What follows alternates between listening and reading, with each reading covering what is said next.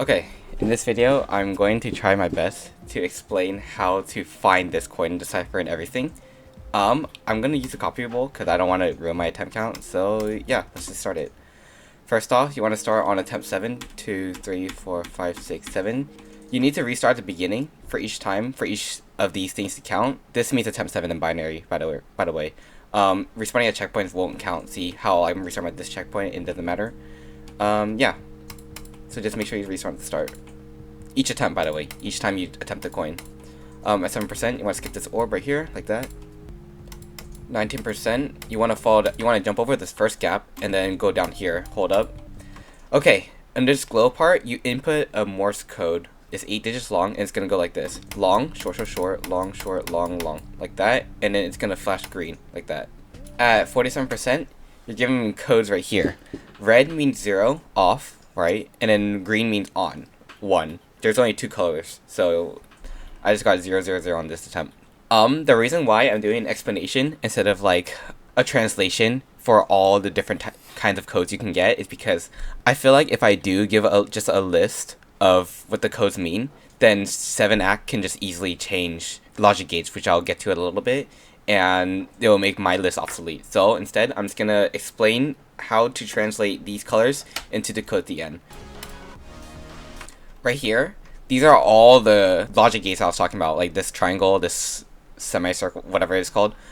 These are logic gates, and I have a handy document that will explain each logic gates. There's gonna be 6 of these things. Right, that's the second one. That's the third one. That's the fourth one. That's the fifth one. And there's the last one. So if you do everything right, there's going to be 6 of these triggers, right? Each trigger is for each logic gate where I pointed out earlier. I have screenshots of each of the logic gate that showed up earlier in the level. And I also have this handy document that shows how to decipher each of these gates, right? So my code was all zeros, which is really easy to remember. It's actually very convenient. So A is 0, B is 0. When I put 0 through this logic gate right here, because A, I just go to the document, I look for this triangle. Whenever this is 0, that means the output would be 1. So right here, this would be 1, the bottom would be 0, and then so we look at this gate right here, right? It has no circle at the end. It's the difference, by the way. If there's a circle at the end, it's gonna use this. But right here, there's no like circle at the end of this thing. So the top one is 1, the bottom one is 0. So the result will be 0, right? So I'm just gonna make a quick little note. The first trigger would be 0. By the way, I should mention that be careful about which of these 2 gates you're trying to use, right? This one is like more narrow and a bit sharper at the end, and this one's like super round. So yeah, just be aware of that. Alright, let's move on to the next one. A is 0, C is 0.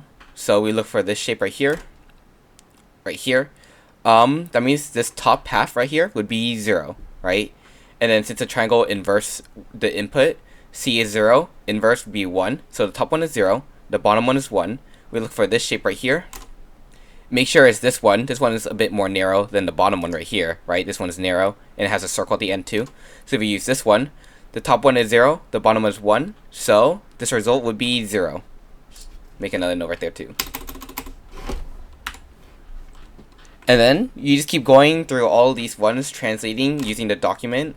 I don't want to explain the math like S equals A B inverse plus A inverse B, right? That's like pointless, especially since there's already a truth table right here, like the solution's right there.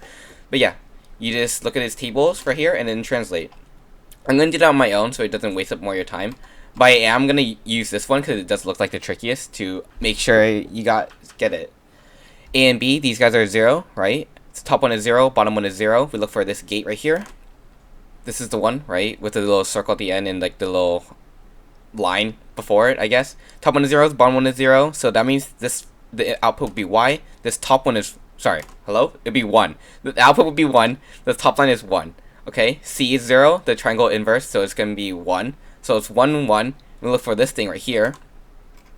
Right, the little line thing without the circle. 1, 1. So and then the output would be 0. The whole thing would be 0 right here. Okay, I just finished translating all these gates. I have 0, 0, 0, 1, 0, 0. So only the fourth one is 1. So if I did my math correctly, skip this one, 1, 2, 3, 4, hit this one, right?